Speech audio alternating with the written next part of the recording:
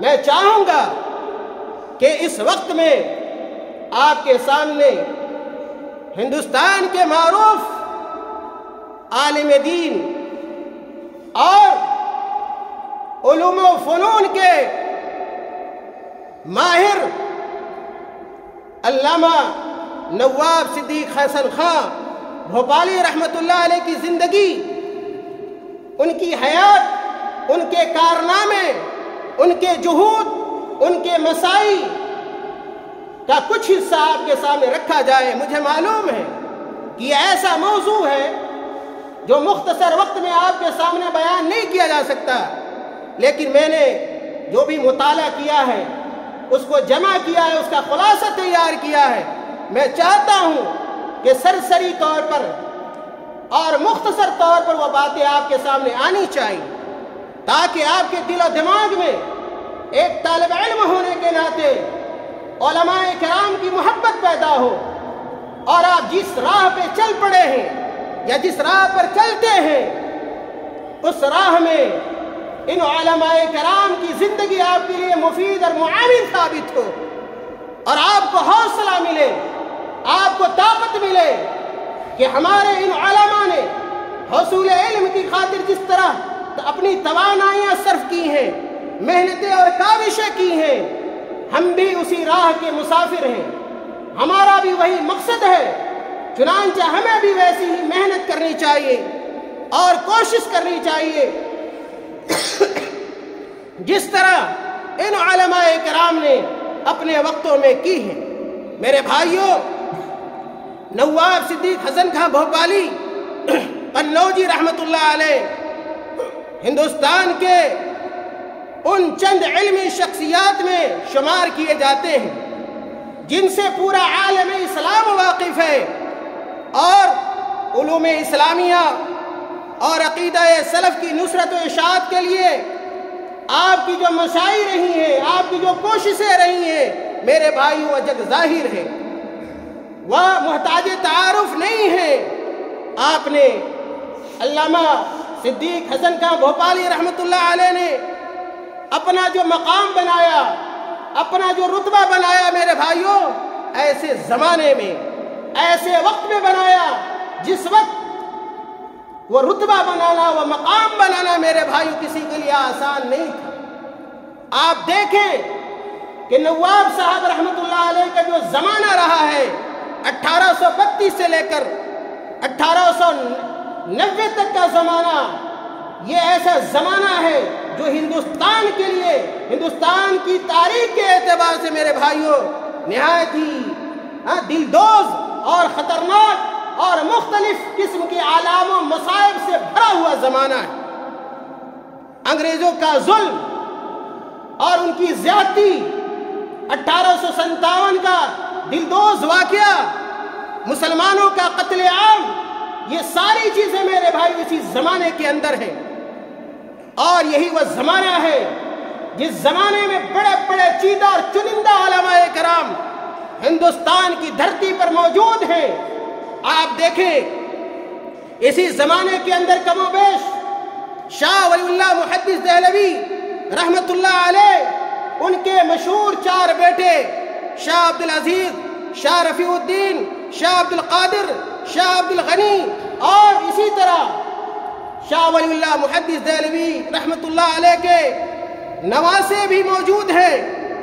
شاہ محمد یعقوب، شاہ اسحاق دہلوی رحمت اللہ علیہ۔ یہی زمانہ جو نواب صاحب رحمت اللہ علیہ کا زمانہ ہے، اسی زمانے کے قریب قریب محمد بن علی شوکانی رحمت اللہ علیہ،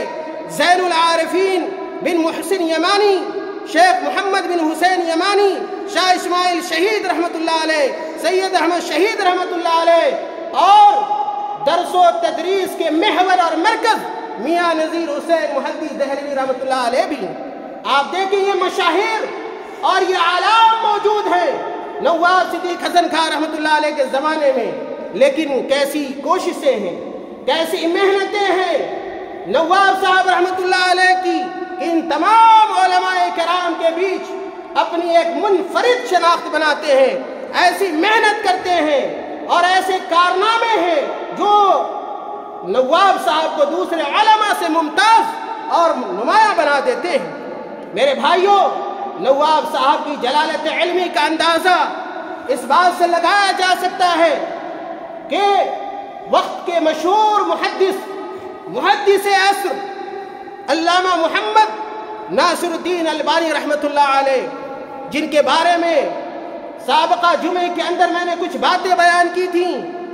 محدث عصر محمد ناصر الدین البانی رحمۃ اللہ علیہ جن کتابوں کا درس دیا کرتے تھے، جن کتابوں کو اپنے طلبہ اپنے بچوں کو پڑھایا کرتے تھے، انہی کتابوں کے ضمن میں نواب صاحب کی کتاب اور الروضہ الندیہ بھی ہوا کرتی تھی۔ عزیز طلبہ،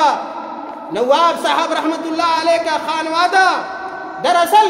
بلاد عرب کا رہنے والا خاندان تھا، اور پھر یہ خاندان ایران کے راستے ملتان آیا، اور ملتان کے بعد یہ خاندان دہلی، حیدرآباد اور اودھ کے علاقے میں پھیل گیا۔ اس خاندان کے اندر بڑے بڑے علماء پیدا ہوئے، اور صاحب ثروت اور صاحب دولت افراد بھی پیدا ہوئے۔ میرے بھائیوں، یہ نواب صاحب رحمۃ اللہ علیہ کے والد سید اولاد حسن، جو شاہ عبدالعزیز اور شاہ رفیع الدین اور سید احمد شہید رحمۃ اللہ علیہ کے فیض یافتہ تھے، اور ان کے والد یعنی نواب صاحب کے والد سید اولاد حسن کی اصلاحی کوششوں اور دعوتی کوششوں سے ہزاروں لوگ مشرف اسلام ہوئے، اور بڑے عالم دین تھے نواب صاحب کے والد، یہاں تک کہ لوگوں نے لکھا ہے 2 درجن سے زائد ان کی کتابیں تھیں، اور بہت بڑی لائبریری تھی جن سے خود نواب صاحب نے بعد میں استفادہ کیا۔ میرے بھائیوں، نواب صدیق حسن خاں بھوپالی رحمۃ اللہ علیہ 1832 عیسوی کے اندر اپنے نانیہال بانس بریلی کے اندر پیدا ہوئے۔ والد کا انتقال بڑی کم سنی میں ہو گیا، محض امام صاحب کی عمر، نواب صاحب کی عمر 4 سال یا 5 سال نہیں ہوئی۔ والد کا سایہ سر سے اڑ گیا، اور اس کے بعد ساری ذمہ داری، تعلیمی ذمہ داری، تربیتی ذمہ داری اور مالی ذمہ داری نواب صاحب کی والدہ کے کاندھے پہ آ پڑی۔ ہم طلبہ گھبرا جاتے ہیں، پریشان ہو جاتے ہیں، اور ہم غربت کا دوش دینے لگتے ہیں، اور غربت کی وجہ سے اپنی تعلیم ترک کر دیتے ہیں، چھوڑ دیتے ہیں، اور اس کو عذر بنا لیتے ہیں۔ میرے بھائیو، دیکھیے نواب صاحب ہیں، والد کا انتقال ہو گیا، اس کے باوجود والدہ نے کمان سنبھالی، والدہ نے ذمہ داری ادا کی، جو ایک باپ کی ذمہ داری ہوتی وہ بھی، اور جو ایک ماں کی ذمہ داری ہوتی وہ بھی ذمہ داری ان کی والدہ محترمہ نے ادا کی، اور ایسی تربیت کی نواب صاحب رحمۃ اللہ علیہ کی، جو نواب صاحب کو وقت کا نابغہ بنا دیا، وقت ایک تائے روزگار بنا دیا۔ میرے بھائیوں، اس طرح غربت اور یتیمی کی حالت میں نواب صاحب رحمۃ اللہ علیہ نے اپنی آنکھیں کھولی اور نشو و نما پائی۔ جب پڑھنے لکھنے کے لائق ہوئے، نواب صاحب رحمۃ اللہ علیہ اپنے بھائی سے سبق حاصل کیا، جو والد کے چند ارادت مند تھے ان سے کسب فیض کیا، اور سب سے زیادہ نواب صاحب نے اپنے جس استاد سے تعلیم حاصل کی وہ مفتی محمد صدر الدین آزردہ دہلوی ہیں۔ اور اس کے بعد نواب صاحب رحمۃ اللہ علیہ دہلی کے بعد بھوپال گئے، اور بھوپال اس وقت منبع العلم والعلماء تھا، یہ علماء اور علم کی جگہ تھی بھوپال، ریاست بھوپال، اور وقت کے بڑے بڑے علماء کرام بھوپال کے اندر موجود تھے۔ چنانچہ نواب صاحب رحمۃ اللہ علیہ بھوپال تشریف لے جاتے ہیں، اور وہاں زین العارفین بن محسن یمانی، شیخ محمد حسین عرب، علامہ شوکانی کے شاگرد مولانا عبدالحق نیوتنوی اور شاہ عبدالعزیز کے نواسہ شاہ اسحاق سے بھی استفادہ کرتے ہیں۔ اس طرح نواب صاحب نے تعلیم حاصل کی، اور پھر رزق کی تلاش کے لیے اور معاش کی تلاش کے لیے امام صاحب مختلف شہروں کا انہوں نے سفر کیا۔ سب سے پہلے خود بھوپال گئے، اور بھوپال میں جا کر انہوں نے منشی جمال الدین کو درخواست دی، جو ریاست بھوپال کے مدار المہام تھے، اور اس طرح نواب صاحب کی تقرری اور ان کی بحالی بھوپال کی تاریخ کو جمع کرنے کے لیے میرے بھائی ہو گیا. بھوپال سے بھی واپس گئے, ٹونک گئے, وہاں بھی کچھ دنوں انہوں نے زندگی گزاری, اور اس کے بعد پھر تیسری مرتبہ نواب صاحب بھوپال پہنچے, اور پھر اچھی ملازمت اور اچھا منصب انہیں نصیب ہوا. میرے بھائیوں, نواب صاحب کی زندگی میں ایک نہایت اہم مرحلہ ملکہ شاہ جہاں بیگم سے نکاح کا آتا ہے. آپ طلبہ جانتے ہوں گے, پڑھا ہوگا آپ نے, کہ اس وقت ریاست بھوپال کی ملکہ شاہ جہاں بیگم تھیں, جن کے شوہر نواب باقی محمد خان تھے, جن کا انتقال ہو چکا تھا. اور یہ ملکہ